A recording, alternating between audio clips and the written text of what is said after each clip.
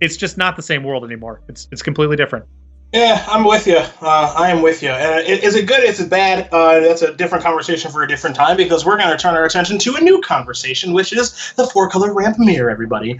You're going to see a Thassa's Oracle in Logan Nettles' hand, and Jerry Thompson spoke very well on that in his article on Star City Games Premium that went live on Friday. So if you're wondering what the heck that merfolk is doing in there, not alongside Inverter of Truths, Jerry T felt pretty strongly about the best way to build this 4-color ramp strategy and playing it while you still could. And if you know anything about Jerry, he's always tuned in, one. But two, if there's a pretty set format, Jerry's very good at poking holes in it and coming from angles that most aren't. So I'm not saying that Jerry invented this idea. I can't claim to credit that, but I know he did write about it, and perhaps Logan has picked up on that. And you see a 5-1 record for him with his build of 4-color ramp going against Tony Ramos Pascual, also playing 4-color ramp. So buckle up here, bud.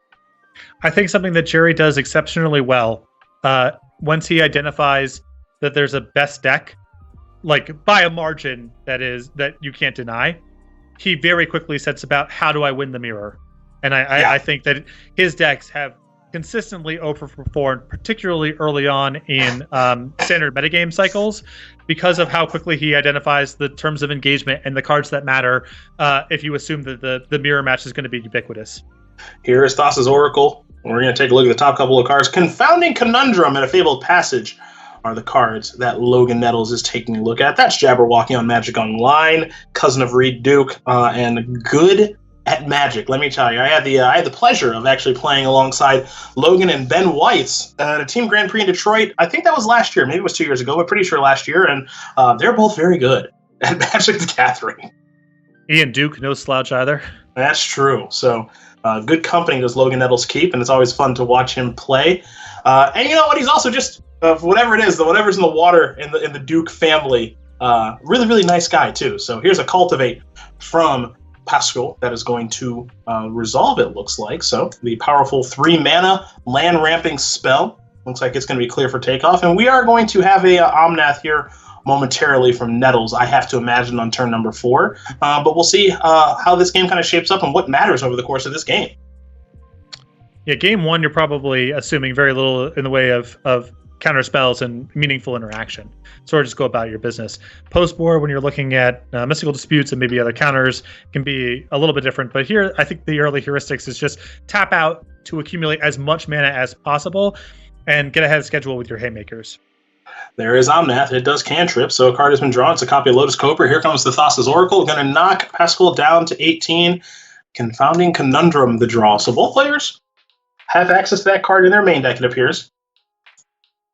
It is always kind of back and forth. I know the opinions have been pretty split on this card of how good it is or isn't, and I've seen varying opinions on social media about players saying that it is really good in a matchup like this, others saying not so much. One card that is undeniably good is Uro, Titan of Nature's Wrath, so we're going to play that for 3 mana, put a land onto the battlefield, draw a card, gain a little bit of life. Here's a Conundrum, that'll cantrip as well. I got some Sabo's Web vibes off of the Confounding Conundrum, a card I'm sure you've played with and against. That is a good reference. Yes, of course, I played a lot with and against Sabo's Web.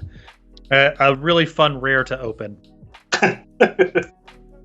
Here's a Lotus Cobra. There's a land. Well, the modal double face cards doing very nice work here. And now you're going to get a Uro, Titan of Nature's Wrath. So triggers a plenty, of course. Omnath to draw. Uro headed to the graveyard. Gain some life. No land to put on the battlefield. But an attack to be made. In comes Nettles for 5, and Pascual's going to fall down to 16. Got some catching up to do, and I will say that basic planes that's on the battlefield over there for Pascual is going to make things a little bit difficult insofar as casting Genesis Ultimatum looking a little more difficult than normal because that basic plane's in the mana base. Not the first time we've seen it during the broadcast as well.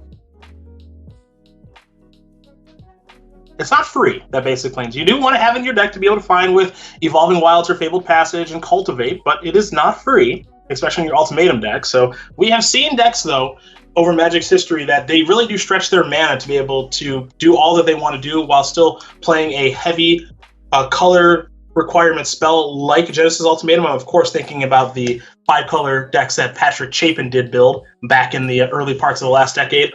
Maybe it was actually the decade before that, 2008, 9, 10, those Cruel Ultimatum decks. Quicken Toast, I think they were called during Block, that's just ridiculous. So it's interesting, like the mana is, you can do a lot with your lands in this format, and the double face cards are their own animal. But in terms of how good are the dual lands, they are, I think, on the lower end of things. Like, the mana is not free. The Triomes, of course, do a lot of work, but it's not trivial to cobble together all these different mana symbols. Especially when you have those Ravnica block standards, where you have access to Ravnica duels plus the duels from the other block plus guild gates if you want to go that deep. You can play double blue, double green, double red pretty easily. It looks, early on at least, like that's much more challenging this format. Now with Lotus Cobra, all bets are off. You can do a lot of different things with that card in the mix, but Lotus Cobra is not nearly as reliable, dies a lot, compared to cards like Watery Grave or Hallowed Fountain. Well, it better die a lot, because if it doesn't, you're going to be having a bad time, as both players do have Lotus Cobra on the battlefield right now. So, we've seen Escape to the Wilds resolve 5 cards. Multiple lands can be played this turn. You see both the lands available here for Nettles. They look to be Triomes. So, we're going to see, and of course, there's a couple modal double face cards there too, and Valagad Recovery as an option. So we know that a couple of lands are going to get played this turn, which means Omnath is going to trigger its second ability of adding a blue, a green, a red, and a white, and then Lotus Cobra will trigger multiple times as well. But TikTok is going to go this clock here for Nettles. There's a land right before that first timeout is used. So Lotus Cobra is going to trigger, going to add a blue mana. Let's see what comes next here for Nettles. An early observation I am making in the mirror here is that there is so much life gain between Uro and Omnath that it is really hard to just win with the beatdowns. Yep. At least game number 1. It is still a ramp into playing your haymakers as soon as possible, even with a draw like Nettles had, for example, where you have a Thassa's Oracle, you play Omnath on 4, the Omnath sticks around for a minute. That has the shaping of a game where maybe you just beat down super fast and win before your opponent can play their top end. But there's just enough life gain with some of those mythic creatures that the game does become a slog, even when someone has an initial push. And that's what makes it so hard for these aggressive decks in this format, right? Because of the incidental life gain from Uro and from Omnath. It's just, I know we've seen matches and games where, Emma Handy, for example, got bulldozed by mono green, and we've seen some things from some other aggressive strategies, but, the incidental life gain of gaining 3 and gaining 4 life, it just seems like a really, really tough road to hoe if you're an aggressive strategy in this format, at least for right now. And what we've seen for the people who have tried to do aggressive strategies so far, we've seen mono green.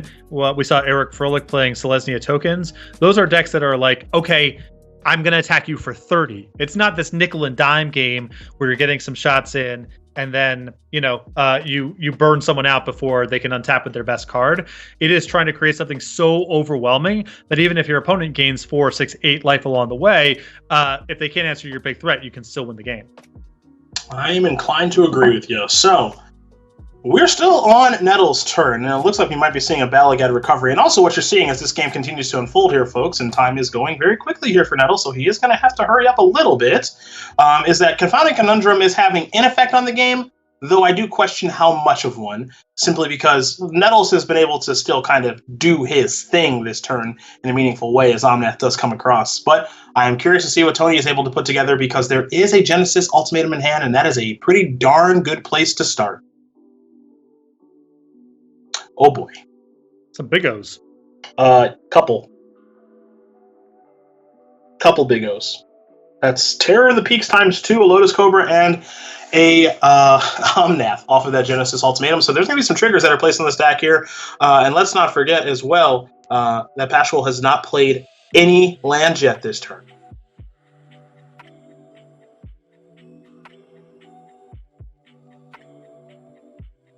This turn could be a real hoot. But, again, Nettles still at 34, an opportunity maybe to come back on their own turn, depending on how things lay. But that was obviously a huge ultimatum right now. Some people in the chat mentioning that Basic Plains is making a comeback here. Hard to argue. Yeah, literally an infinitely greater representation than we have seen in the past. All right, here come your Terror of the Peaks triggers. Going to be a couple of these. Terror of the Peaks is a card I know that Patrick Chapin identified pretty quickly upon its printing of being one of the better cards in Core Set 2021. It just didn't have a home right away. But with rotation breeds infinite possibilities, like you taking 12, 20-ish damage to the face from Terror of the Peaks, as we just saw there. And perhaps this 5-mana dragon is going to see a lot more play, regardless of what happens with the decision coming from WotC later this week.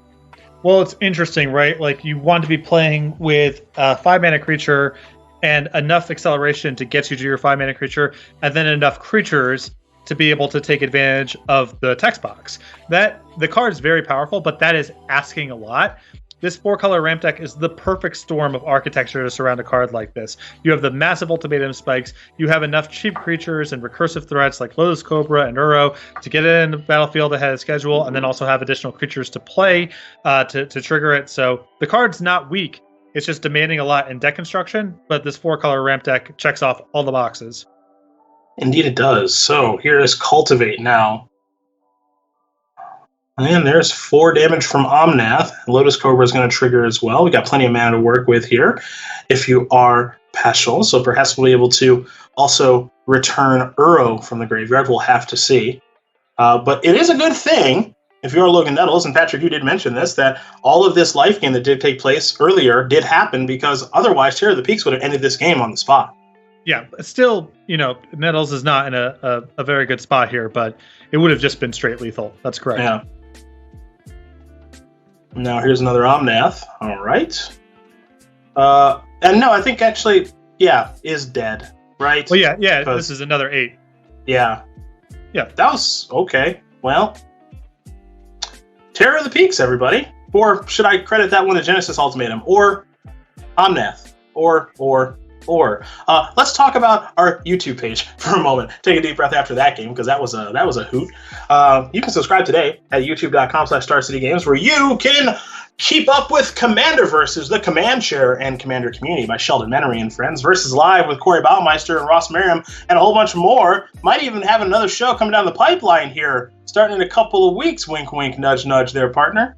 I've heard some rumors. As have I. The ink is not quite dry on the contract just yet, but we are the delta in the negotiations is becoming more and more narrow, and I think pretty soon we're going to have an announcement to make. Well, that'll be exciting times. So again, Star City Games YouTube page at youtube.com/StarCityGames. Thanks to everybody who has subscribed already. And you know what? Because I am in front of a computer, I am going to go look and see exactly how many subscribers we have. I am a subscriber as well, and we have 176,000 subscribers, so shout out to each and every single one of you. We just saw game 1 of the Ramp Mirror there. The word I'm going to use here is swingy. Yes, it's swingy. It's the incremental. What's interesting is just that the creatures didn't really have any sort of incremental role. It was just a race to the combo. That could be different post-board when people have interaction. What's also interesting here is, in spite of the fact that Lotus Cobra is a feature in both decks, you see Bone Crusher Giant languishing on the sideboard right now. That is because a 4/3 for 3 is just not a card in these games. The battlefield becomes so... You're either getting combo killed or the creatures are just too large, such that Bone Crusher Giant does not have a home here, in spite of Lotus Cobra being in the deck and being one of the juicier Bone Crusher Giant targets in the entire format. Yeah, you would think you would see more of that card, but I agree with you, and I agree with the analysis. And the other thing, too, about Lotus Cobra, very quickly, that I want to touch on, and that last game was a pretty darn good example of it. A lot of people think that it's maybe only good on turn number 2, and if I deal with it on turn 2, it's totally fine. Look, it showed up pretty late in that game for both players, and it was still more than fine. I mean, it's just a very powerful Magic card. Yeah, usually those later game Lotus Cobras, to have them be worth their weight, it involves historically fetch lands. And we don't have Misty Rainforest or Verdant Catacombs as part of the equation here, thank God. Yeah. But yeah, it's still so much to do with the mana, and still so much to do with the creatures too, because of Terror of the Peaks, that that card still is able to play a role even on the non-optimal turn. Here's Confounding Conundrum, as Logan Nettles is going to turn back on that Magic the Gathering Arena auto tapper. So Conundrum will draw a card. You can saw the hand that was kept there by Pascual. Some thought was given before keeping it. And the reason for that is because it looked like a weird one, because the only land, in quotes, was Fabled Passage, but there were multiple copies of Spikefield Hazard, which, of course, is one of those brand new modal double face cards. Spikefield Cave on the other side enters the battlefield tapped, taps for a red. So, look, that land has hands, gonna keep it. And so, away we go here in game number 2.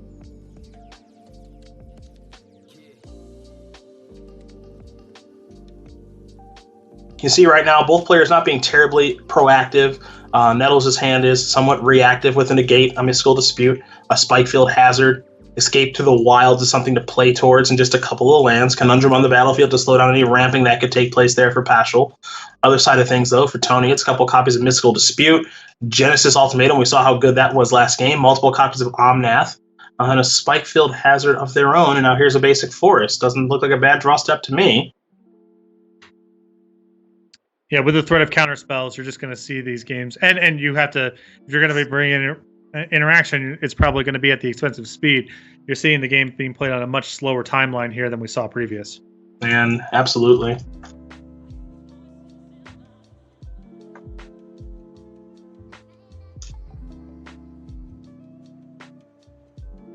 There's a basic Forest.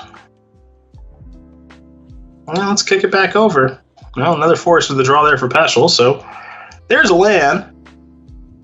Will there be a play? It looks like the answer is no. So we'll cycle a Ragrant Triumph, Lotus Cobra the draw. Here's a Fabled Passage.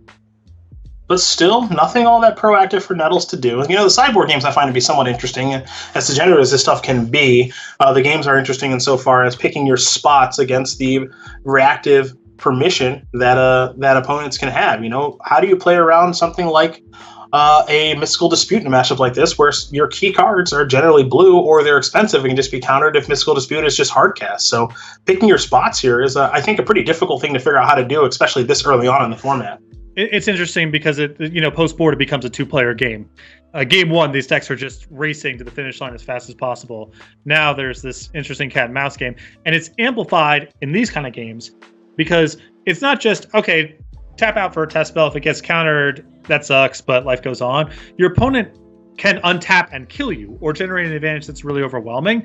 So there's a paralysis that sets in. It's really risky to go for it. And I'm not saying the deck necessarily has room or the card's desirable, but something that I imagine wanting for this kind of game would be Shark Typhoon. Just something to get the ball rolling when both players are staring at each other, not willing to play into counter spells. Yeah, it makes me wonder, is Shark Typhoon a good thing to go to in sideboarded games? Who knows? I mean, it is a very powerful card. I think we all know that about Shark Typhoon at this point, but it does beg the question of, and this is going to be a weird thing to say, is it powerful enough? Right, yeah. You have a lot of demands, and your sideboard is going to probably be gravitating towards having just like more interaction in general. Do you have the room for that sort of thing? But it's hard not to watch this game in particular and think, man, would it be nice to have a Shark Typhoon for either player? Yeah, that part I definitely agree with you.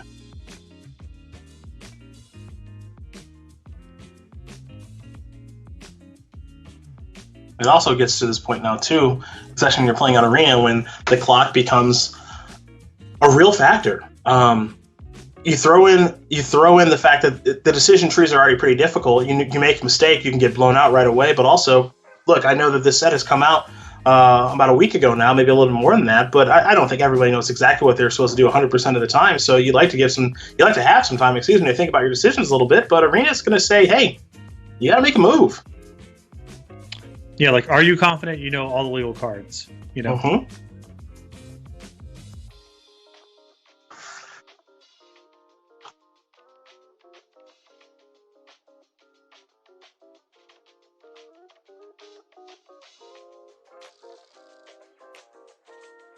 Well, here's Confounding Conundrum, and this is quite the conundrum here for Logan Nettles. He is thinking about countering the spell, has access to a negate and a Mystical Dispute, so here is the negate on that enchantment. Normally I would put powerful in front of the word enchantment there, but I actually don't know if that's true. That's not an indictment on Confounding Conundrum. I actually just don't know how good that card is. Good enough to negate. That's true.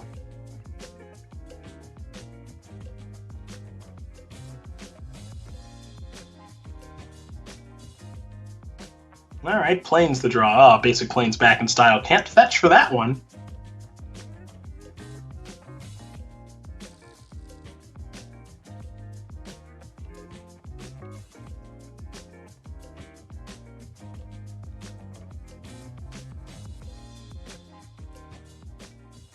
There is Lotus Cobra.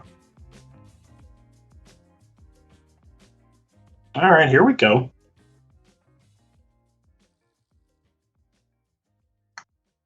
Looks like it's all about escape to the wilds now here for Nettles.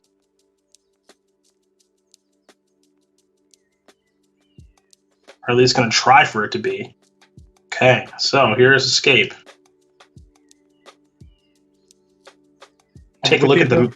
Go ahead. With the ability to pay for a Mystic Dispute here. Mm-hmm. 2 mana available. One of it's a fetch land. That gets you to 3. It's nice because it also lets you just keep your dispute. Now, minor thing here is do you want to dispute back, because then you have access to some more mana to be able to do maybe even more on this turn, especially when you have a land drop coming, because escape lets you play an additional land for the turn. Don't know.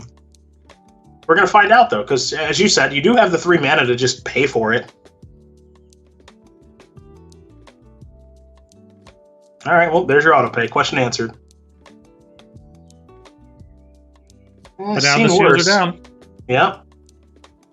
So if this lets you play passage, sack passage, that's 3 mana. You can, at the very least, play another Lotus Cobra, I guess.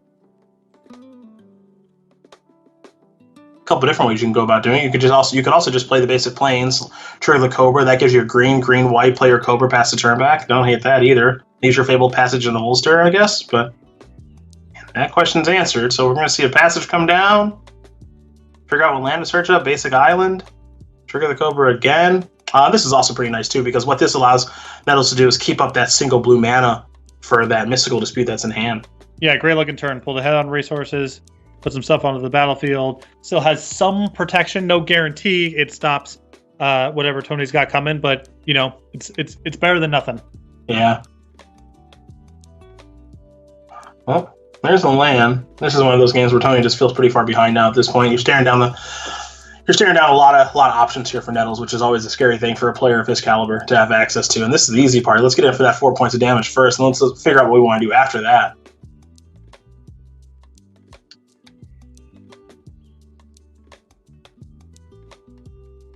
I mean, just put as much onto the battlefield as possible, keep advancing your board while leaving up Mystical Dispute. How you want to sequence that is the tricky part, but that to me seems like the recipe here. It's really unlikely you get hit with a sweeper, but if you give Tony time to just develop mana, play 2 spells in 1 turn, 1 Mystical Dispute is unlikely to be enough to stop the avalanche. Yep.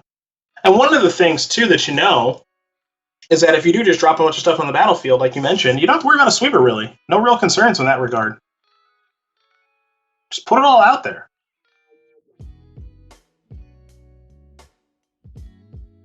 But I think there's probably a pause here, because some of how you sequence this turn is complicated if Omnath is part of the equation, and that draws a card, and a variety of draws could really change how you would want to sequence here. Oh, for sure. For sure.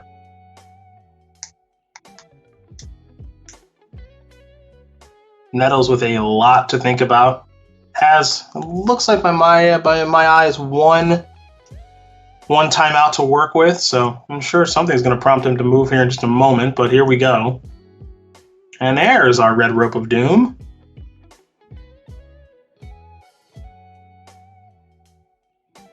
Looks like Omnath's going to start the show. All right. Trigger, draw a card. It's just a pathway. I say that as though those cards aren't that good. They're, of course, fantastic additions from Zendikar Rising. Some of my favorite design cards in a very long time, actually. Yeah, it's cool. I mean, different strokes for different folks. I really prefer, in terms of managing Screw and Flood and giving people cards with a lot of options, I vastly prefer things like the Zendikar lands to things like cycling. Yeah, me too. It's like sometimes you actually have either an enters the battlefield tap land or 1 mana deal 1, and both of those cards are not good for the spot that you're in. Cycling just lets you off the hook really easily. Whereas here, yes, you have options, but you still got to make do with a card you might not necessarily want to play. Yeah, and obviously I understand why people love cycling, especially high level and high caliber players. They love it because of the options that they are given and presented, and feels like they can win any game because they have so much agency. But I actually like the fact that there's some restriction of breeding creativity, and I do not think that's a bad thing. Oh, hello, Genesis Ultimatum. Good to see ya.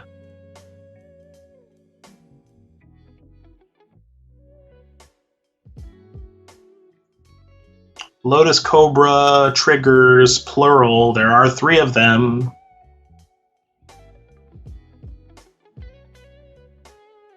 And I think we might be clear for takeoff here when you've got Missile Disputer in the holster. Yep.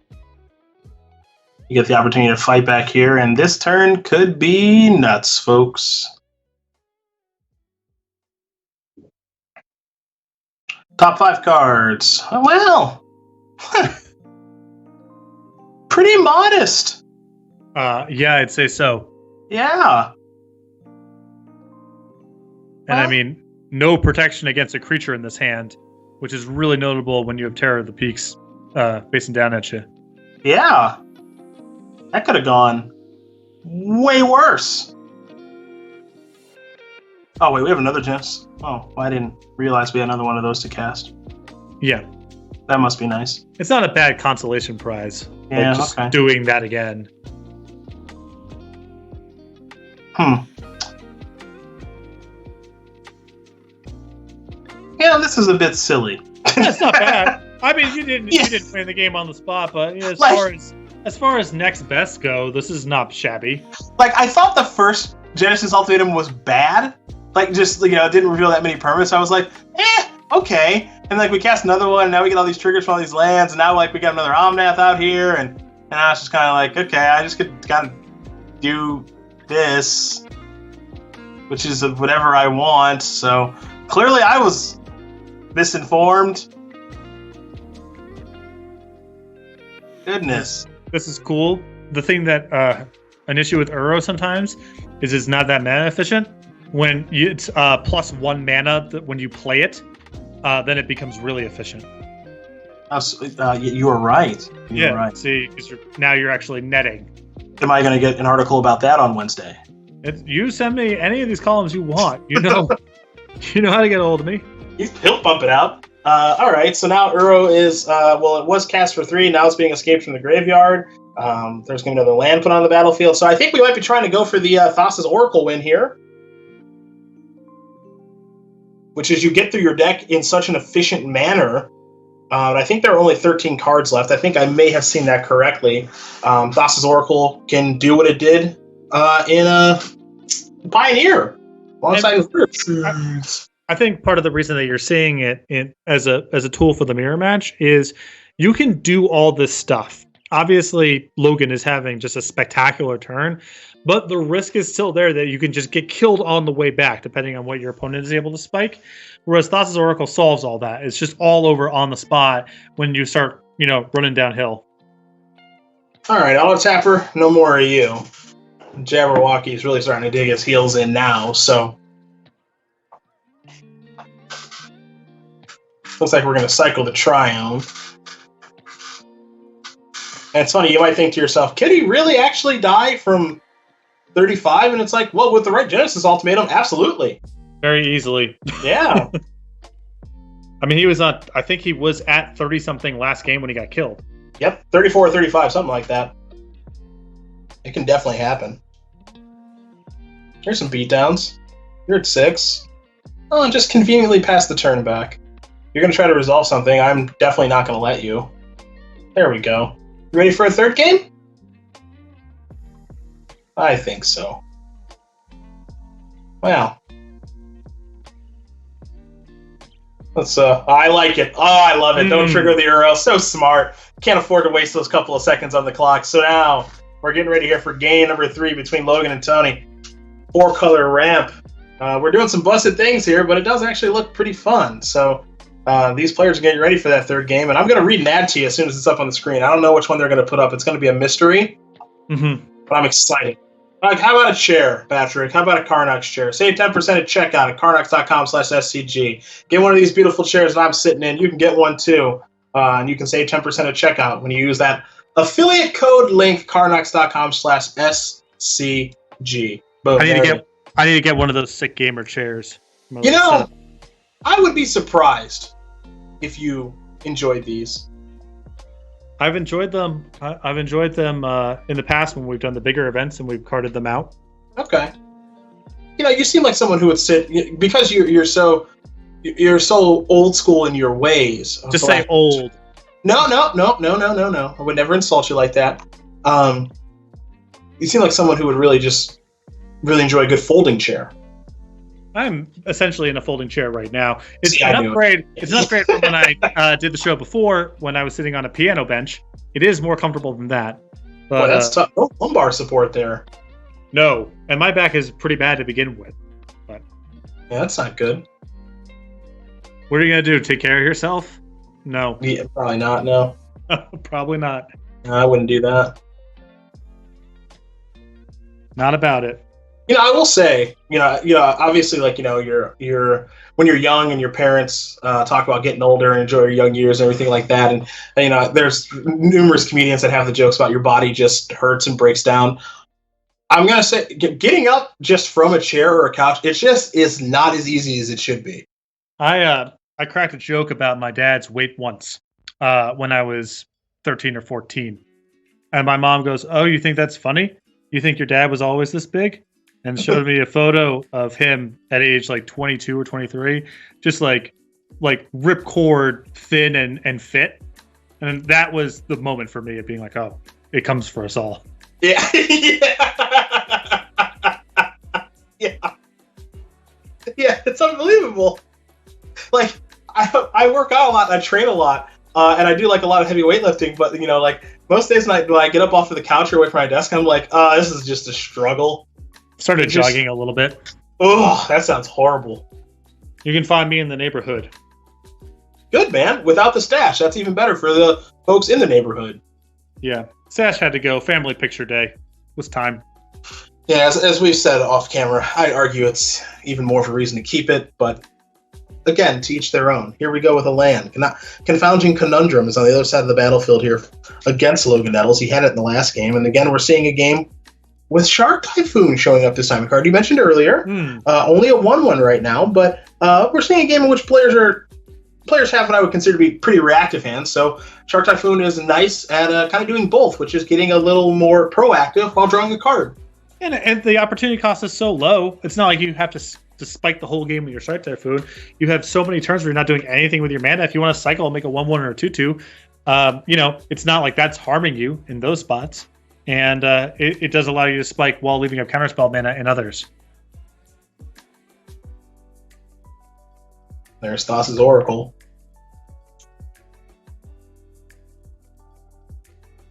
I am curious about how often that kind of combo kill comes together with Thassa's Oracle. At the very least, though, it's not like Thassa's Oracle is a blank magic card. It is a 1/3 with an enter the battlefield trigger that is not bad. So no. Nothing wrong with it.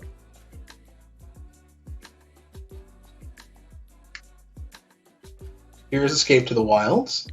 We'll see if it resolves. The spikes that this deck generates are so huge that sort of the like, oh, you're down a card, that's not really a card sort of thing. It does matter. It all does add up a little bit, but you're a little bit more protected from that here than I think you are in a lot of other matchups.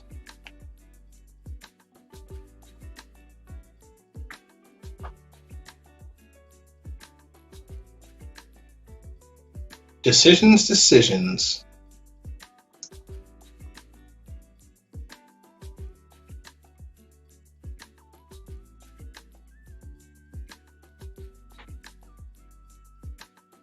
Nettles right now is thinking about negate and mystical dispute, which one to use. If so, will either resolve. What are the ramifications if they don't resolve? Am I just supposed to save this for later? All right, he's going to go with mystical dispute. Going to lose that war. Dispute back, escape's going to resolve for Pascual. So 5 cards, another land coming, of course. And now there is a pathway. Here is an Omnath. So shields are entirely down, which means it could be fun time here.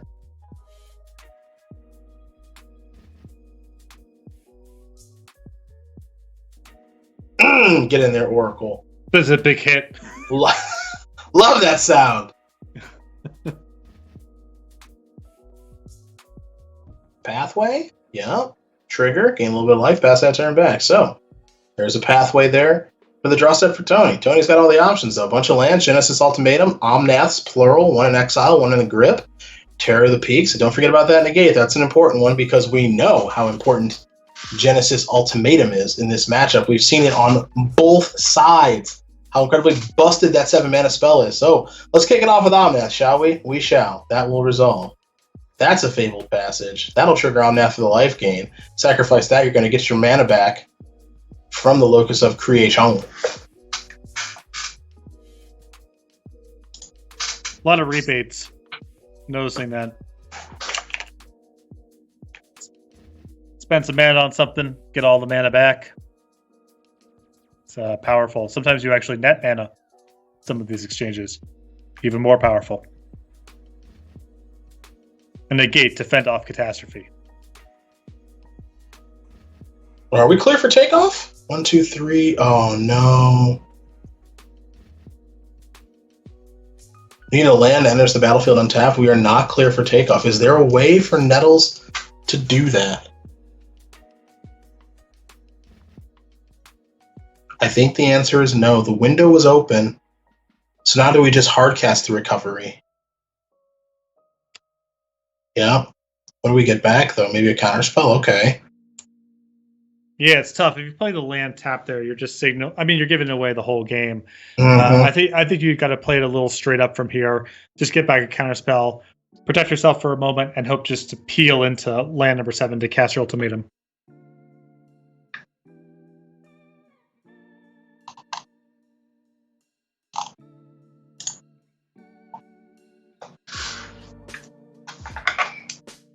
Hanging out with about 3,700 you find, folks. So thanks for coming and watching this SCG Tour Online Season 2 Championship Qualifier. Zendikar Rising's inaugural weekend here on the SCG Tour. We've done a lot of release events in our days, but none of them online until just right now. It's a lot of fun to watch, though, as Omnath is going to come in alongside that Shark Typhoon token. Remember, 7 rounds, so this is our 7th round. Winner of this one, in the top 8. Loser? I think it's unlikely, so this one's important for both of them.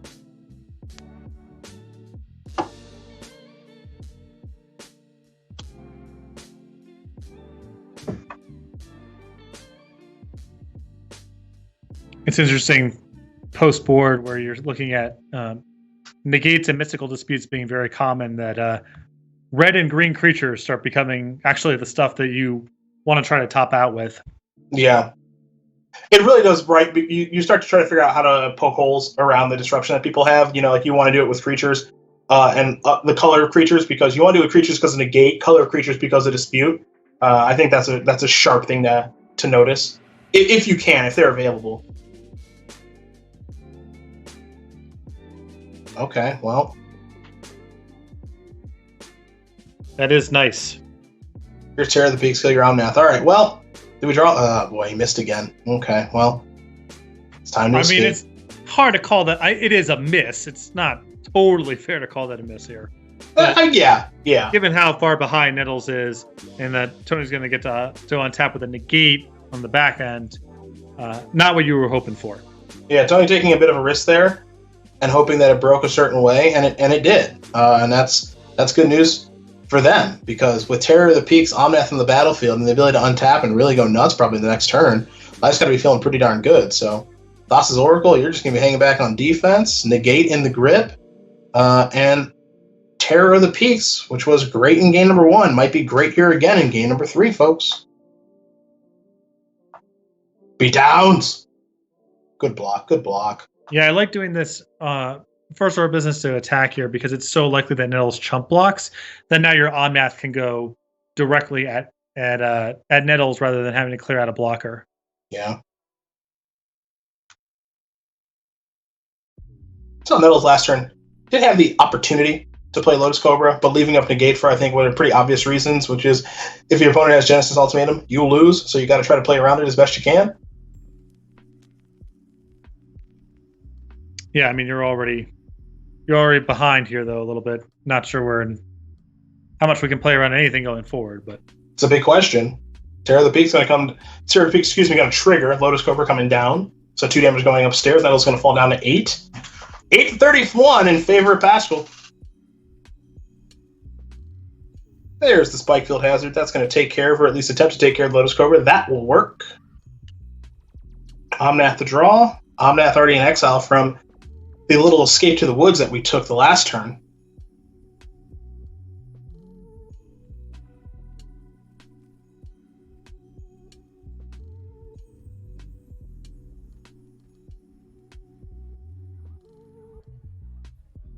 So no way to ultimate and would negate back up, so you can play some creatures, but that feels like a dead end in the face of Terror of the Peaks. I don't know how you get off the hook here of doing anything other than trying to resolve the ultimatum. Well, if you're playing a land first, yeah. If you're playing the Cobra and then the land, then you're trying to resolve the ultimatum. If you play the Cobra and then you play the Omnath and then you play the land, you're trying to gain 4 life. So this should be it. Gaining 4 just doesn't get you very far. Yeah. Because you block the Omnath, you take 6, another Omnath comes down, Legend Rule doesn't matter. Trigger Terror of the Peaks, 4 damage is going upstairs, and folks, Logan Nettles, don't think you're making elimination rounds this time, unless your tiebreakers are very kind. Tony Ramos Pascual is going to win this game and match here over the Jabberwock.